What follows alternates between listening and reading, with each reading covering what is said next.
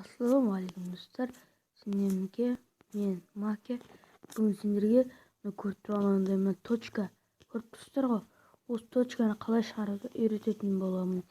Ол үшін біз настройкаға кіреміз. Бұған ешқандай программаның қажеті жоқ. Қоймалар астыға түсеміз. Мына құрылғы туралы дегенді басамыз. Мына бүйтіп түсеміз да ең соңғы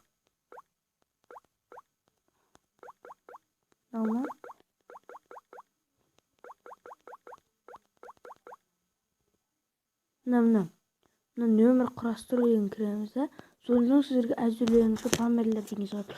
Астына түсеміз, тіртеулерді көрсетпеу дейміз. Мұны бүйтсем кәдімгі көрінбейді точкам.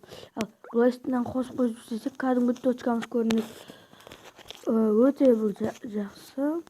Егер осылай істегілеріңіз келсе, өзіңіз настройкаға кіріп істеңіздер.